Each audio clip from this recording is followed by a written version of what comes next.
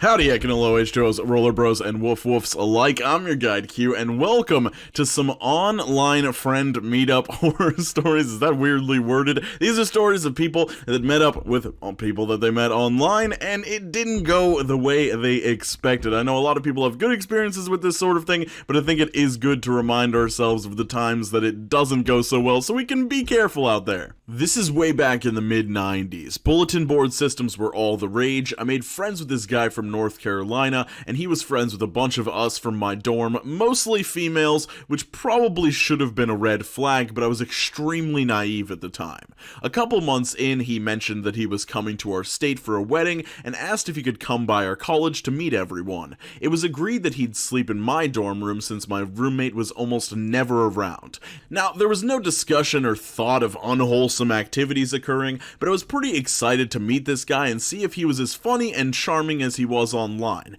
Well, day arrives, dude shows up. I should mention that I and all my college friends were 18 or 19, this guy was 24, or so he said. Guy looked like, and I'm not exaggerating, a cancer patient.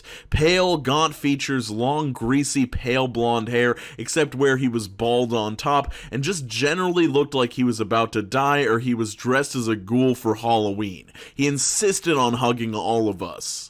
I was trying to remind myself that looks don't matter and that he was a cool guy despite his very unsettling appearance. But then when we all started hanging out, things just got worse. He was asking really invasive questions of all of us, making weird comments to whatever was said, just all around creepy and distressing. I was sitting on the floor with another friend and actively rocking back and forth from discomfort. I lied and said that I'd hurt my back and that sleeping on the floor helped, because that night he kept insisting that we could share my tiny twin college bed. Nope. Last time I ever met anyone from that site.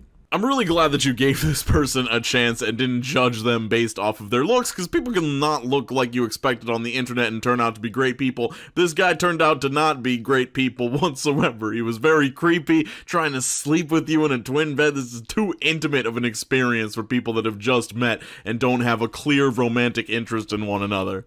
This one's very different than the rest of them. We were friends online for years. We'd meet up every so often, and when we started families, we'd meet up and take our kids to zoos or whatever. She wanted us to go on a cruise together with our husbands and kids. I made the comment towards the effect of, "We can't afford that," and she went nuts. She said we shouldn't have kids if we can't afford them, we shouldn't have more children, our life sucks, blah blah blah, because I didn't want to go on a gosh darn cruise with her and her bratty kid. Sounds like a nightmare. Imagine being so out of touch with reality that you think that just because you can't afford a cruise, you can't afford to have children. You can afford to go out to zoos and stuff. Like, obviously you can afford to have kids. After college ended, I was playing a game called EVE Online. I was in a corporation with a dude who I thought was the coolest. He had sold stuff in-game for real-world money and had built a supercomputer. He had a smoking hot girlfriend and had pictures of them rock climbing and doing some super cool stuff. He was also like a head chef where he worked, and since I was a chef as well, I had a bit of a bromo crush on him. He told me that after I graduated, he could hook me up with a manager job, and all I had to do was move up there. I sold everything I owned that day at a pawn shop and bought a U-Haul and started driving. Okay, I am going to read the rest of the story, but I just want to stop right there and say that I don't need to read the rest of the story to know that this is a horrible idea. Do not ever sell everything you own at a pawn shop because some person you met online gave you a job offer in a different state. 1 hour before I got there, it was like a week-long drive. He called me and told me the job was no longer available and I shouldn't come. When he found out how close I was, he said to just come anyways. When I got there, I was completely blown away. They lived in a disgusting Section 8 apartment with 4 other people in a 1-bedroom apartment. They had like 3 cats, which I'm allergic to, and a kid as well. Day 1, it was all drugs and partying. I did not partake, I was not enthused. Day 2, I went into the city looking for a bad job to survive. I got one, it was bad. Day 3, my buddy tells me we're all moving out into a nice apartment. Week 3, we actually move into a new apartment, and the first night in that apartment, he starts beating his smoking hot girl in front of their kid. I do not know why the author of this story felt the need to say that this girl is smoking hot when she's being abused by her husband. The second time he beat her, I called the cops. Him and his girl immediately said I was the bad guy and that they were just loving each other. They had the cops escort me from the apartment. So there I was, 1,700 miles away from home, homeless at 2 a.m. and it's raining on all my stuff. Lars, you are a sack of garbage and I hope you die of space herpes. Okay, I'm not gonna sugarcoat it at all. This is one of the dumbest decisions I have ever heard in my life. I feel really bad for you that this happened to you and it went so badly, but I know that online relationships can be really powerful, important things for people, but you have to have a backup plan and you can't just throw everything away and put all of your eggs in one basket that is a 5-day drive away. This was not a good decision whatsoever. I know you've learned from it because obviously you've experienced all the negative effects of this happening to you, so I hope you're in a better place now, but damn, this was dumb. A guy I knew in college met a girl online and spent every day talking about her. She lived about 6 hours away, so he planned to take a semester off and pursue this relationship.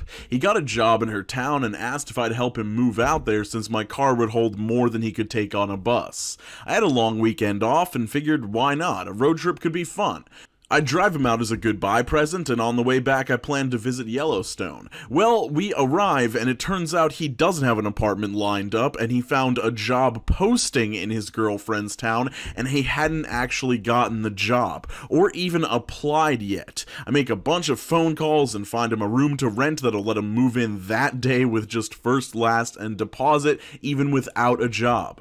I am tired and disgusted with his lack of planning, but I figure it's worth it to stay the night and try and end things on good terms with my buddy. Then he breaks down and confesses that he hasn't actually met this girl. The nights he spent video chatting with her were really just him watching her vlogs and touching himself. They never talked, never texted, never even emailed. Hell, he's never even left so much as a comment or like on one of her videos. She genuinely didn't and still doesn't know that he exists. His plan was to hang out at this game shop she talks about a lot until she showed up and somehow create a relationship from that. He thought they'd meet and she'd fall in love with him and move back to our college town to marry him, all before the next semester began. That didn't happen. Instead, I made my buddy buy a bus ticket for his ride back to school and left. He came back to school and got more cringy, not less. I lost track of him after that. It's actually very concerning